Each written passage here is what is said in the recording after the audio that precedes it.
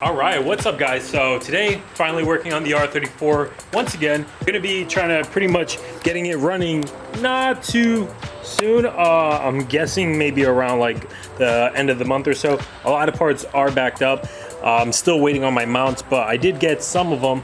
I'm waiting actually on the mounts. I have the brackets. I have R154 cross member here, and got good news. I can use the same drive shaft. The only thing I'm gonna have to change is the spline of the front part that goes into the training itself. But what I wanted to do was, while we're installing everything, I have a lot of zinc stuff. So I went ahead, ordered a bunch of zinc plated stuff. Literally, I think I spent like 15 bucks on this. Wanted to go ahead and just take everything and we'll zinc plate all the missing holes here. Only thing left other than mounting it, we'll do that in a few, is just for my fuel lines here. Got that all mocked up. Thankfully I saved some money. That was for my S14 on the RB setup, so I can save myself a little bit of money there. We'll take all this out, bolt everything back up, and pretty much we'll be able to roll this car forward. And then we can finally, gonna be dropping this off to my buddy Nils. He's gonna be doing custom downpipe exhaust and all that, just because since it was in the S13, it was left-hand drive. This is a little bit tighter fit. See here, biggest thing being is just the steering rack itself, or the steering shaft itself right there. So that's going to be a little bit hard. The motor can come forward a little bit, and then the dump tube for the wastegate, might have to modify that. And then I'm going to leave all this up to him because this looks like a really tight fit. These look so nice and brand new. Literally, I'm just gonna go ahead and start filling all these holes, and yeah, should be good. Screw them all by hand. Might be a little bit too long. That one's actually gonna hit the fuse box there. So all this is just gonna be unnecessary. I'm not sure how it'll look. Let me take some of this stuff out here. I guess this could be my little ricer mod, you could say. And then keep those out and then feed it through the inside. It might actually look cleaner without the screws because everything will just be black, and it'll accent off of it, but it just doesn't hurt to try.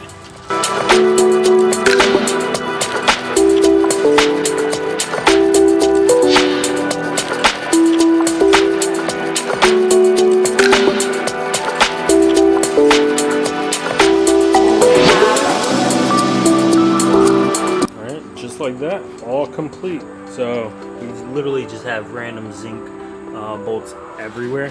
I'm still not too sure what I want to do with this yet. I think I might switch these from black and then just go to the zinc. I'm not too sure yet though on that.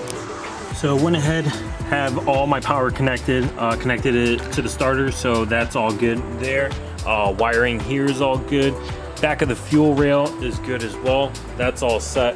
What I did in the meantime also was, well, you can't see it, but I switched over to a new fuel pump, pretty much running exactly the same way that Ryan ran his car. That way, when we go ahead, turn this car on, it's pretty much the same thing. We'll probably just need a slight retune. Other than that, everything should be pretty much exactly the same. Guys, it's a new day. Still picking away at the R34. Pretty much got everything, just waiting. UPS does say the bracket should be coming in tonight for the tranny, so we can finally put that. But I went ahead, finally finished all my fuel lines. I was a little bit confused because how I ran my system on the stock JZ, and with the new fuel rail and all the fittings, we're all squared away now. Thanks to Kendrick and Adrian and Ryan, they helped me out. So everything's pretty much, I didn't like the way this is, but it's gonna have to stay like that. I could probably get a longer line and tuck that a little bit lower, but I mean, it's not too bad. Everything's all mounted correctly, so the only thing left I have to do is probably just extend this just for the brake booster there. And I saved myself a bunch of money because I forgot that I had this. This was on the RB setup. Fuel lines and everything, all the adapters, that helped me out big time, as well as for my power steering. So last thing I could connect is the power steering line there.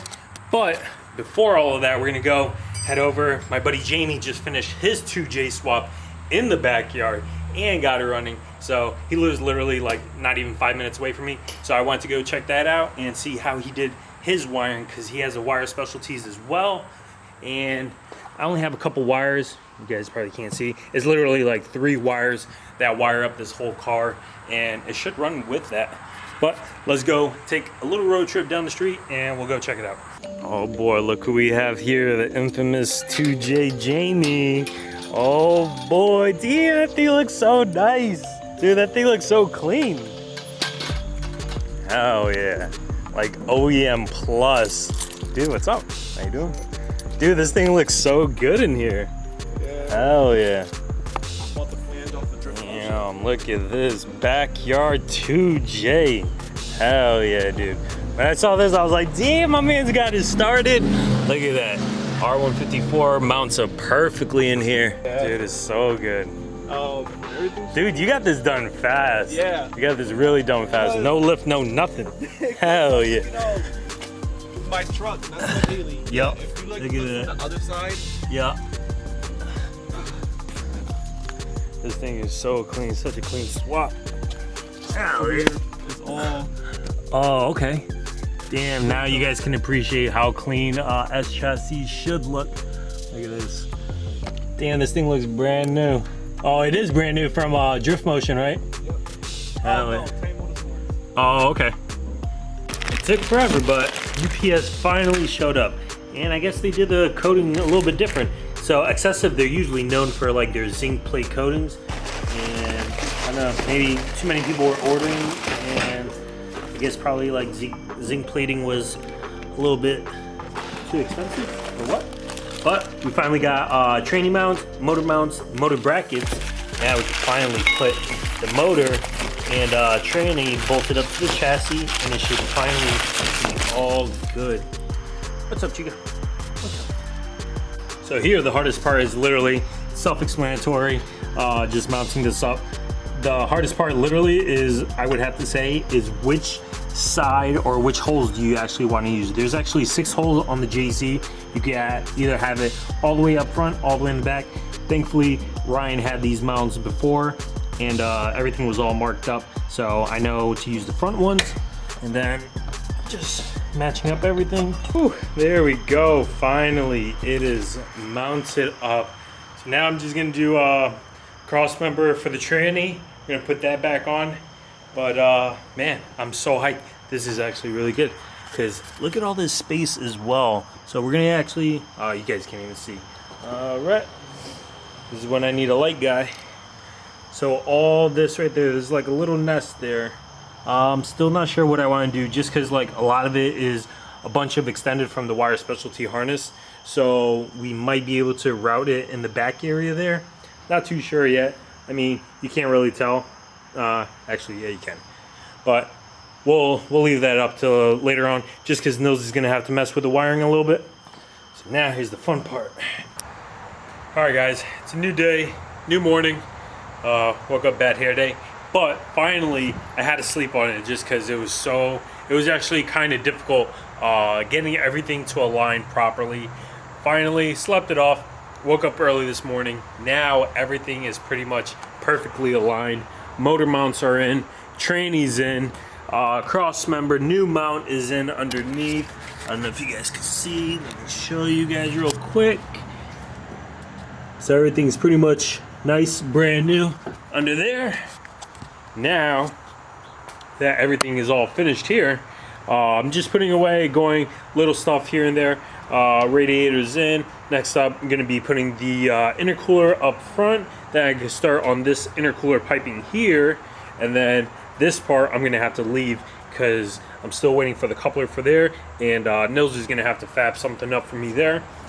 Wiring's all complete. Obviously we can't start yet. I need Nils' help to jump a couple of wires with the standalone here. Like I said, it's only a couple wires, but he's gonna read that out for me. Next up, also, I did see that I am actually running into this issue. It's not crazy big, but probably just gonna have to trim that middle section there a little bit. Not a biggie. It's literally just a little bit off.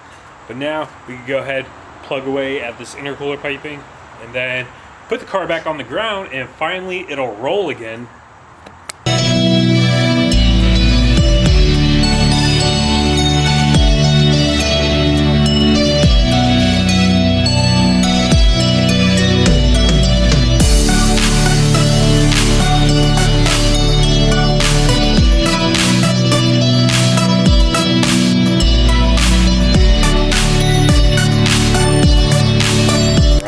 Just use some quick cheap zip ties for the sides.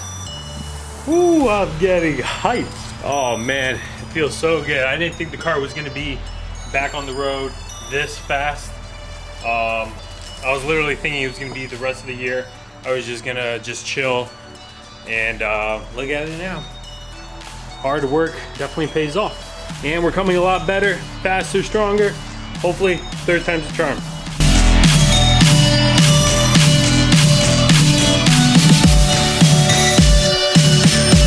Right, there it is. Oh man, it's so good to have this out, man. So it definitely needs, even though all the major stuff is all good, pretty much all done, still needs a bunch of little stuff here and there.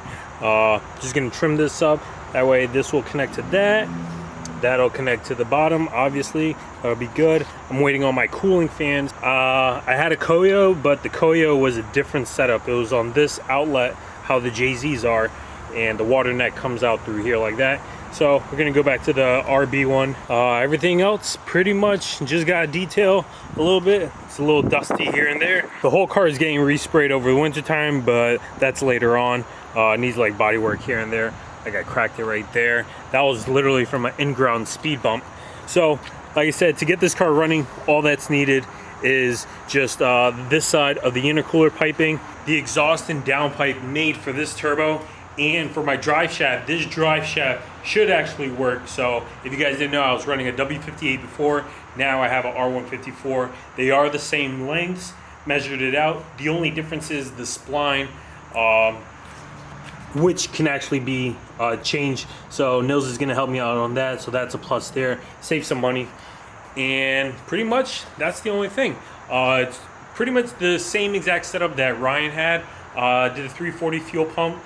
Did try to mimic everything that he had, that way I could turn the car on and it'd be pretty much identical. So we might go ahead back to Turbo Mike to retune it, see what we could do.